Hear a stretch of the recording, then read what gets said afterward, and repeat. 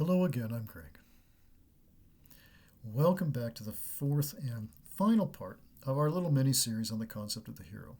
Today we're going to look at villainy, but in the abstract. We're going to call it abstract antagonism, if you will. And the person who sort of introduced this most bodily and kind of most chillingly and palpably is, of course, Howard Phillips Lovecraft, a name that will be familiar to many of you. Much beloved author, Stephen King's favorite author. As a person, Lovecraft, of course, was at the least equivocal. He was racist and had other homophobic expressions and all the rest of it. He was a child of his time, as we all are. We're going to look at his literary side, obviously. We're not interested so much in Lovecraft as a person insofar as we can know that much about him. He was kind of a secretive type, not in any suspicious sense, but he wasn't the life of the party, as it were, and that's reflected in his fiction. So, without further ado, abstract antagonism with a particular focus on the person who invented it. Speaking of the pronunciation of his most famous single coinage, Lovecraft says of Cthulhu that, quote, "The word is supposed to represent a fumbling human attempt to catch the phonetics of an absolutely non-human word. The name of the hellish entity was invented by beings whose vocal organs were not like man's, hence it has no relation to the human speech equipment. The syllables were determined by a physiological equipment wholly unlike ours, hence could never be uttered perfectly by human throats." Unquote. This is from a letter of 1934. Lovecraft is well known now to be the most outspoken early writer of speculative fiction of the radically alien. Whether this is a being, or that more abstract, simply a force, it is reasonable to suggest that his singular literary invention is the perspective taken from the astonished, and sometimes embittered, sense that humanity and its world are but an insignificant mote in the cosmic vastness, and that this in turn is both a source of wonder and terror. In short, it is awe, in which we find ourselves when cast against the wider knowledge of this anonymous truth. Indeed, the only manner in which we can find such an existence tolerable is by forgetting about it. Quote, "For in the cosmos there is balm, as well as bitterness, and that balm is nepenthe." End quote. Forgetting. That is from the short story The Outsider. In the early and now legendary essay on Truth and Lie in an Extramoral Sense from 1872, Nietzsche supplies the non-fiction statement that exposes this abstracted authenticity into which our consciousness has somehow fallen. That eons shall pass, and all of our accomplishments should turn to dust, and the more that no one and nothing will be remembered ere on of our existence at all, is a sobering truth to absorb in a human lifetime. Each of us faces, writ yet smaller, that same daunting destiny. Who might recall myself to themselves? Indeed, one could be forgiven for nodding to the baser sense that recollection itself is the sole goal, for the infamous might have some equal edge to be remembered by the history and those who encounter it, even if by most moral principles it is they, above all others, who should have been forgotten. Here's an easy example, especially in the American cultural imagination, right? If I say the James brothers, right, how many of you are going to think about William James and Henry James? Henry James, the famous novelist, one of the great American novelists, and William James, the inventor of American psychology, okay, one of the great minds and philosophers that the United States has produced. No, you're going to think about Frank and Jesse, right? The criminals, the murderers, and all the rest of it. And it's like, okay, the James brothers, excuse me. Okay, so you have the point there, right? In terms of history and legacy, sometimes the nice guys really do finish last, or at least second. This value-neutral prospect concerning a historical afterlife is not to be lightly dismissed.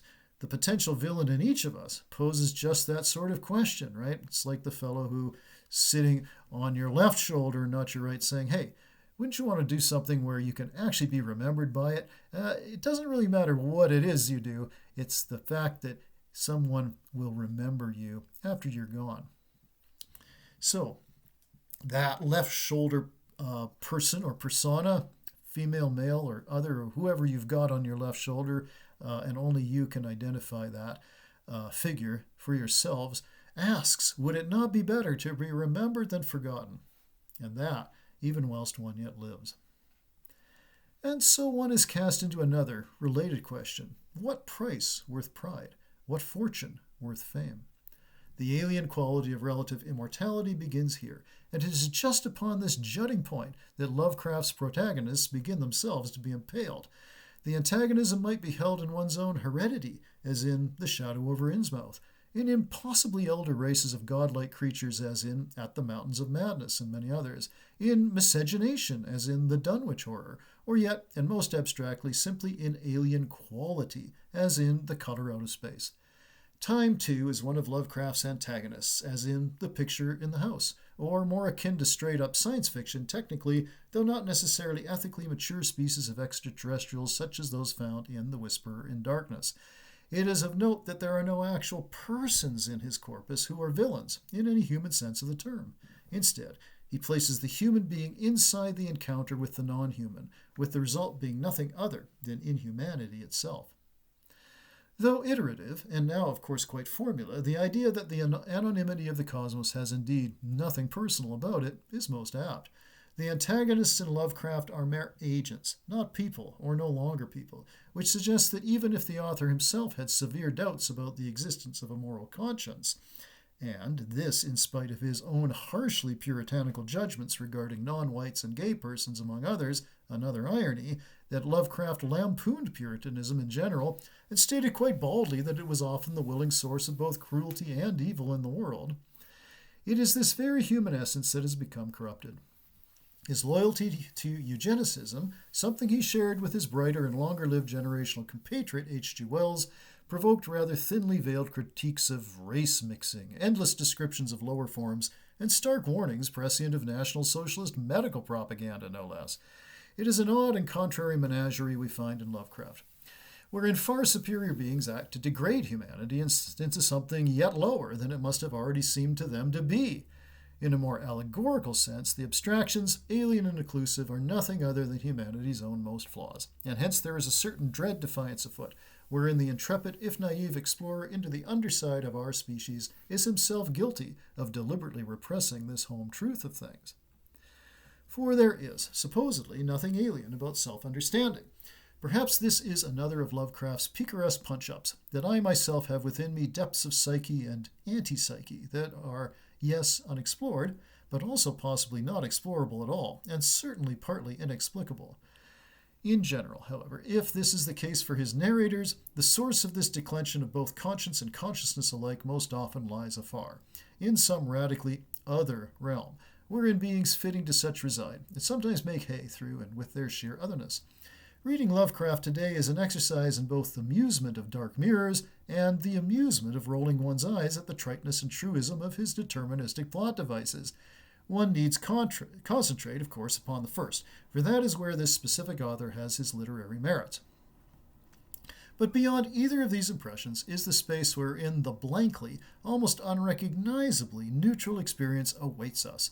There is nothing of good nor evil, nothing of right nor wrong, nor yet, beyond Weber's analysis of rationality in modernity, nothing even of the correct or the incorrect. Alien, and for the first time in adventure fiction, really means alien, no more, but more palpably, also no less. One of the most shockingly blank moments occurs in The Call of Cthulhu, the novella which has spawned, excuse the term, so many tributes, from games like Magic the Gathering to popular songs, including the eponymous Metallica tune. The foolish explorers from the schooner who have debarked at the appearance of the primordial city scour over the apparent ruins, only to be chased off by the resident caretaker itself, with one of them being swallowed up by a Mobius-like angle or some bizarrely Klein bottle plane, which only appears to tilt this way or that.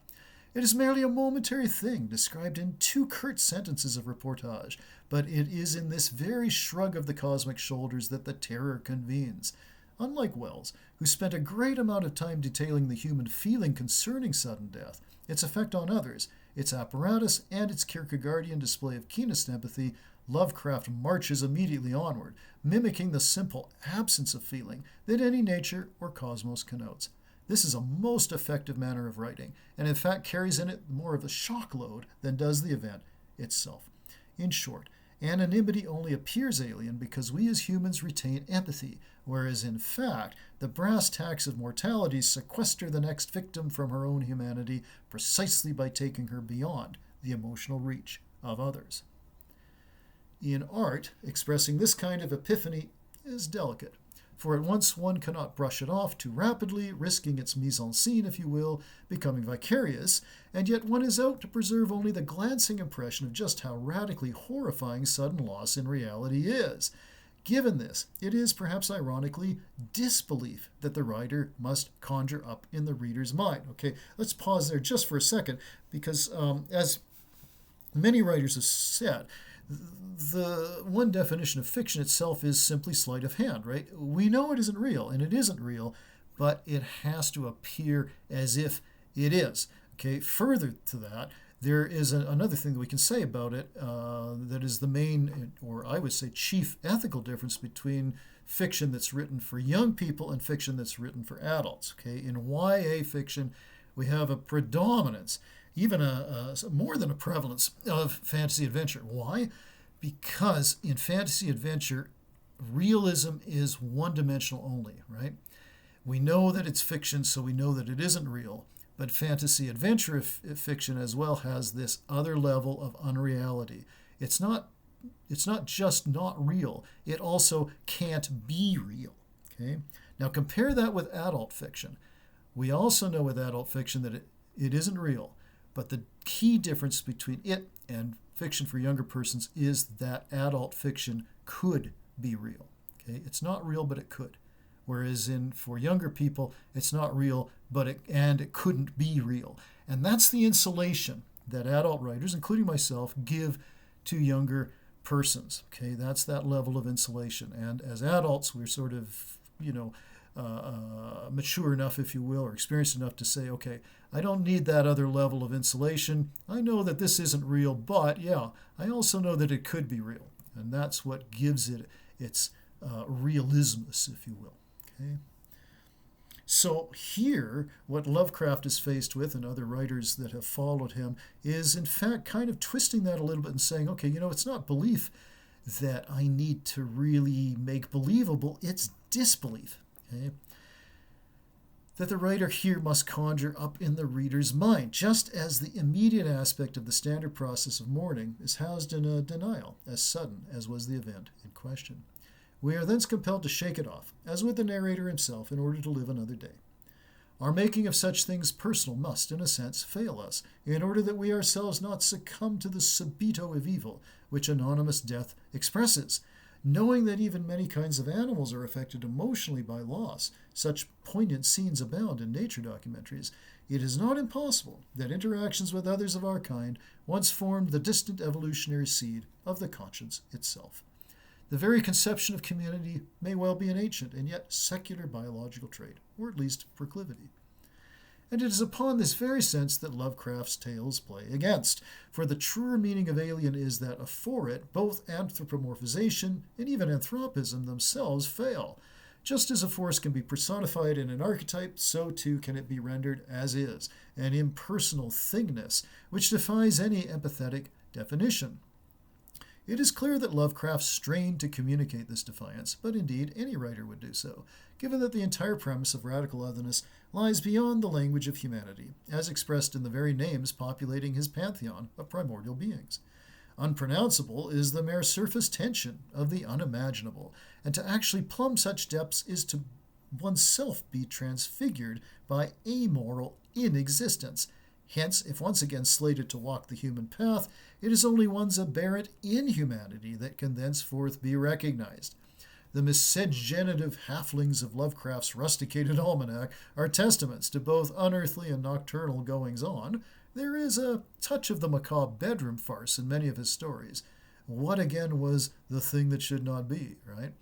But more importantly, and beyond any eugenicist's cautionary tale, is that within each of us occurs an entire history of heritage that has a life outside of our own, and perhaps also a volition which is beyond our control.